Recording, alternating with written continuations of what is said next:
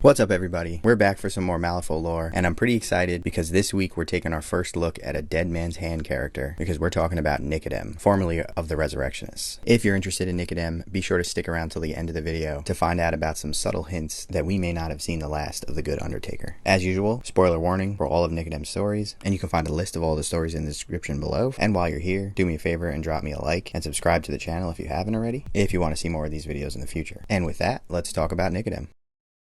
Unlike many of the other Resurrectionists, Nicodem is refined and well-spoken. As an Undertaker, he has always had an appreciation for the secrets and treasures that can be found in a graveyard. But upon coming to Malifaux, he begins to unlock the secrets of necromancy. Now that he is able to raise an army of undead, he intends to use this power to oppose the guild in hopes of dethroning the Governor General and eventually taking his place.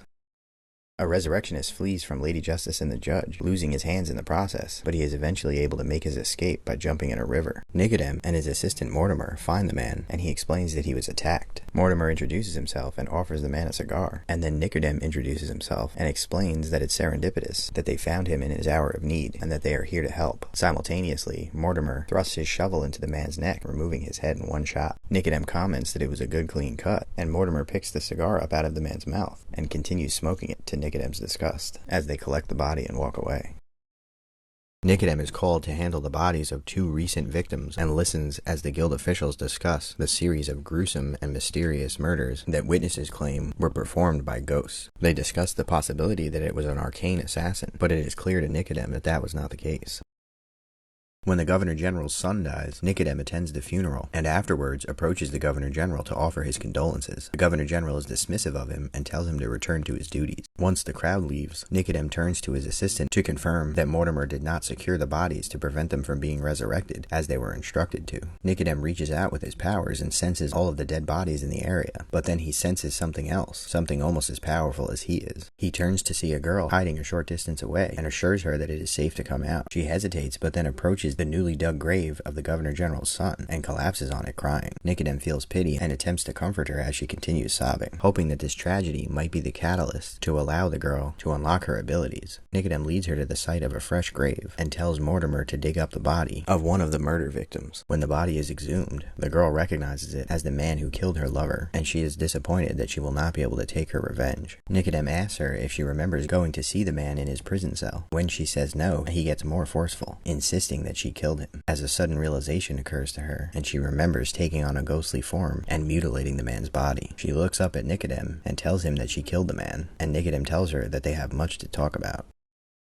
Nicodem takes the girl, named Karai, back to his observatory. He begins explaining to her how Kythera, a set of ruins in the bayou, is the source of all necromantic magic in Malifaux, and she asks if that means she can bring back Francis, her recently deceased lover, and he explains that raised bodies do not retain their personality. She asks what she is doing there, if not to find a way to bring Francis back, and Nicodem explains that her quest for vengeance is not over, as the Governor General is still alive, and was partially responsible for the incident that caused his son's death. And he goes on to explain that while he has the ability to raise dead bodies, Karai appears to have the ability to summon their spirits, and he drops a hint that with sufficient training, she might be able to summon the spirit of Francis. She agrees to participate in the training, and he leads her into his laboratory, where a dead body is waiting. Nicodem reanimates the corpse, and tells Karai to summon forth a spirit and try to make it possess the undead warrior, in hopes that the fusion would make an even more deadly and intelligent zombie. Karai focuses and is able to summon forth a spirit, but is not quite able to meld it with the zombie. Later that day, Nicodem becomes aware that his observatory is under attack, and he raises the alarm. He seeks out Karai and Mortimer, and tells Karai to hide upstairs, and tells Mortimer to follow him. He brings several of his undead, and they confront the attackers, a sea of rats and vermin, all commanded by a man with a flute. The zombies and vermin clash, and the man calls out to Nicodem, demanding that he be given a key. Nicodem politely responds that he must be mistaken, but that the accident can be forgiven. With a loud crash, Lady Justice bursts into the building, attacking zombies and vermin alike. Nicodem tells Mortimer to prep the charges and make for the second floor escape, and as he turns to walk away, he sees the judge's sword pierce through the man's chest, as they seem to be mistaking him for a resurrectionist. By the time Nicodem makes it to Karai, Hamlin is already there, busying himself in the corner, while Karai suffers with a plague-infected arm. He rushes to hand her a soul stone, and tells her to use its powers to heal herself, knowing that without practice, this can be a very difficult task. Karai has an easy time with it, and is able to stop the rot from consuming her. She tells him that Hamlin has her ring, as she turns to continue fighting the man, but Nicodem insists that the tower is lost, and drags her out of the room to make their escape. Meanwhile, Hamlin inserts the ring inside the metal box he carries, and begins turning it, and the red star that hangs in the sky above Kythera begins falling. As Hamlin performs his ritual, a surge of powerful energy makes its way across Malifaux and builds within the bodies of all of the Soulstone users. The wave strikes Nicodem and Karai as they flee out the back of the Observatory, and Karai is knocked unconscious. Nicodem suddenly becomes hyper-aware of all of the bodies in the surrounding area, even those that are heavily decayed, as they all begin animating, eager to obey his will. Meanwhile, Karai's ghostly form is summoned, and it races back into the Observatory, stopping Hamlin before he is able to complete his task, and shortly after the self-destruct goes off and the Observatory explodes. As the tower self-destructs, large rocks and pieces of debris fly out and strike Nicodem's body, causing severe damage, and he falls to the ground. He can still sense the ancient bodies beneath him, and he summons them forth as they lift him up and begin carrying him over their heads. He can tell that these zombies are more powerful than his usual creations, as the magic of the event builds within him, but that power slowly drains, Hamlin's ritual being interrupted, and the zombies beneath him begin to decay. As he's lowered to the ground, he notices that his wounds are gone, and he can't tell if they were ever there in the first place. After the event, a great rift opens in the bayou, and mechanically grafted undead creatures begin pouring out of it. Months later, Dr. McMorning gets a hold of a specimen and summons Nicodem to help him inspect it. The two of them discover that the creature has been reanimated several times and appears to be quite old, and it also has characteristics of both humans and Neverborn. McMorning's assistant, Sebastian, approaches and informs them that several death marshals have arrived to speak to Dr. McMorning, and McMorning explains to Nicodem that he may be responsible for several dead guild guards who he has been trying to reanimate. Nicodem asks McMorning if he can speak to his old professor to get help with some of these problems, and McMorning explains that he's been out of contact with the professor for a year, as the man prefers to live in the wilderness. He asks Nicodem if his new protege has been able to infuse any of his creations with a spirit, and Nicodem laments the fact that they have been unsuccessful so far. McMorning also mentions that Lady Justice is in the hospital, and Nicodem is surprised to hear that he managed to hurt her, as he always thought she was indestructible. As they hear the death marshals approaching, Nicodem sneaks out a back entrance. Nicodem is headed to the Dead Man's Ball, a gathering of Resurrectionists in the quarantine zone, when he bumps into a woman named Gwen, who appears to be headed there as well. She tells him that she is brand new to necromancy, and he agrees to give her a few pointers on the way. When they arrive at an old opera house, they go inside, and Nicodem introduces her to Seamus, and makes Seamus promise that as this is his gathering, that he will see that no harm comes to Gwen. He agrees, and Seamus asks to speak to Nicodem privately, as Mortimer shows Gwen around. After being scared by some of the attendees, Gwen decides to leave, and on her way out, she sees a stage performance put on by Seamus and his rotten bells. Seamus notices that Nicodem is unhappy and tells him to cheer up, and Nicodem counters that necromancy is the path to perfection and that he should not waste his time on these harlots. Seamus takes offense to this and fires his gun, knocking Nicodem's hat off, and Nicodem orders his zombies forward to attack the bells. As the melee goes on, Seamus disappears, and Gwen slips out the front door. When Nicodem notices his adversary is missing, he takes his leave himself. After the Governor General's death, Nicodem seizes the opportunity and kills several low-level Resurrectionists, absorbing their zombies into his horde. When the time is right, he leads them in an attack against the guild, rampaging through the city and raising the dead bodies of his enemies to fight for him. As the battle seems to be going his way, to Nicodem's surprise, a force of 10 Thunders strikes his southern flank, and the fighting on two fronts proves too much for him, and he is forced to retreat. Nicodem goes to the Little Kingdom and meets with Yan Lo, a necromancer with ties to the 10 Thunders crime family. He asks Yan Lo if he knows who was responsible for the attack on his army that thwarted his move against the guild a year earlier. Yan Lo responds cryptically and tells him he will not find any answers here, but Nicodem insists, explaining that if it was a lone agent responsible for the attack, then he could get his revenge and need not hold a grudge against the rest of the organization. As he reaches out to stop Yan Lo from walking away, the old man disappears. Later, a death marshal shows up at Nicodem's morgue to perform an inspection. When the death marshal reveals that she has reviewed his business license and file, Nicodem suspects that this is not a run-of-the-mill inspection. During their conversation, it suddenly dawns on him that the death marshal knows who he is, and while he is unsure if he's just being paranoid, he attacks the death marshal, using his necromancy to lock up her body in rigor mortis, as she fires a shot that ricochets off his metal leg. He then retrieves her pine box and tells her she's going to be buried. Later, Nicodem and Mortimer are outside the morgue, as Mortimer is finishing burying the body. Nicodem checks with Mortimer if he has prepared the bodies for their operation at the Enclave later, and Mortimer confirms. A woman approaches them, dressed in a kimono, and Nicodem almost mistakes her for Karai, but she introduces herself as Chiaki, Yanlo's niece, and she explains to Nicodem that Yanlo has reconsidered his position and would like to resolve the conflict between Nicodem and the Ten Thunders with as little bloodshed as possible. She gives Nicodem an address and tells him to go there in a week, where he will find the person responsible for the attack. Chiaki leaves and meets with her uncle, explaining to the man that their plan is complete, as the ram and the crow will meet and do battle, and one of them will not survive.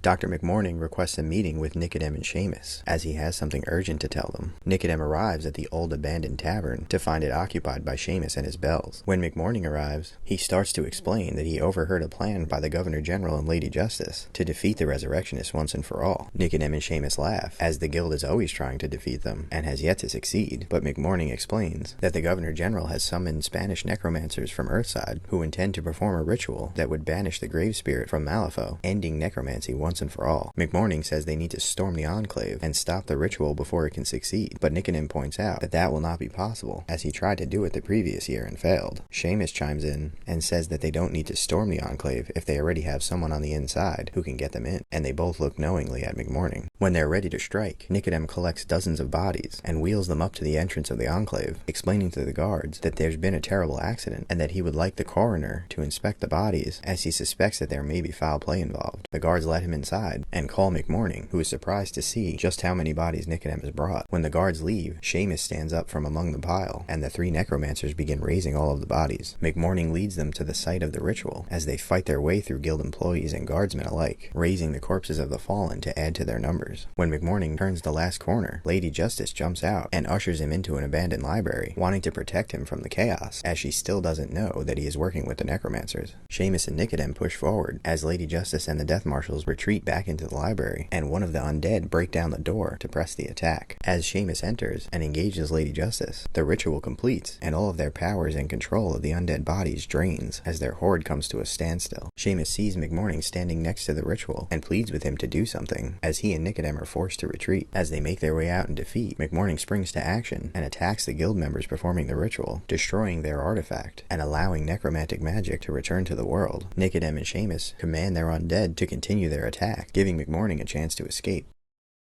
When Nicodem arrives at the location that Chiaki sent him, he is surprised to find a bunch of factory workers who put up very little resistance. After subduing them all and turning them into zombies, he tries to figure out why he did not find this Ten Thunders adversary, and considers that this may have been a trap. Figuring that the Thunders may be outside waiting for him with snipers, he summons forth a fog that settles in around the building, and he sends Mortimer outside to test the snipers. When he doesn't hear a gunshot, he and his zombies leave. The next day, Nicodem is sewing up another zombie, attempting to bolster his ranks for his upcoming attack against the Ten Thunders. Seamus shows up and is consoling him, explaining that it is actually a good thing that the guild now know who he is, as he will become infamous. Nicodem is annoyed, and just as Seamus is about to leave, a firebomb bursts through the window and explodes, setting fire to the mansion. Nicodem and Seamus scramble to get away, and his zombies engage with some death marshals before the guild open up with a Gatling gun. Nicodem ducks for cover, and when he looks back, Seamus is gone. Nicodem makes his way to a secret escape tunnel that leads to the sewers, and is angry to find that the lantern he stashed there is missing. He makes his way through the sewer to find Mortimer standing at an intersection confused, holding his lantern. Nicodem chastises him for leaving him behind in the dark, and they make their way to an exit that leads into a cemetery. Nicodem reaches out and senses all of the dead bodies above him, and smiles. He has his zombies climb up the ladder, and follows behind them, moving over to a nearby grave, where he finds the plot covered with razor wire staked into the ground. He looks around, suddenly alert, and hears the sound of footsteps approaching, as the guild opens fire on him. Nicodem sends his forces forward as he tries to make his escape, only some of the newly resurrected zombies able to make their way out of the graves that the guild had secured. His forces slow them down, but the guild seems to have brought an entire division, and Lady Justice, the judge, and two death marshals approach Nicodem, and he senses no undead close enough to help. The judge calls out that guild law requires that he asks him to surrender, and Nicodem laughs as he tries to exert his influence over the death marshals. As they are already partially undead, Nicodem is able to exert some control, and he forces them to fire at their companions. Lady Justice responds just in time, causing the bullet to skim her cheek, but the judge is not so lucky, and he is shot in the back of the head and falls. Justice screams out as she realizes what happens and charges at Nicodem. Nicodem uses his magic, attempting to seize up Lady J's body, but it merely decays her flesh as she continues to advance towards him, and he stumbles as he tries to get away, giving her a chance wants to swing her sword, cutting off his artificial leg. As the Death Marshals approach, Lady Justice orders them away as they are now a liability, and Nicodem raises his hand to attempt to cast another spell, but Lady Justice lops his arm off at the elbow. Nicodem looks up at her and tells her that this will not stop him, as he has been to the land of the dead and he is a king there, and Lady J responds that he should go there and leave them in peace, as she raises her sword and plunges it through his chest. After pausing to make sure he is dead, she hacks his body up into pieces to make sure he can't be reanimated. She then takes his head and walks away. Mortimer, who had been hiding during this ordeal, approaches the pieces of Nicodem's body. He laments the loss, stating that he always assumed that he would be the first to die and would be brought back as a zombie. He looks through Nicodem's pockets, not wanting any of his belongings to go to waste, and recovers some money, as well as a handful of uncharged soul stones, and one soul stone that was charged by Nicodem's death.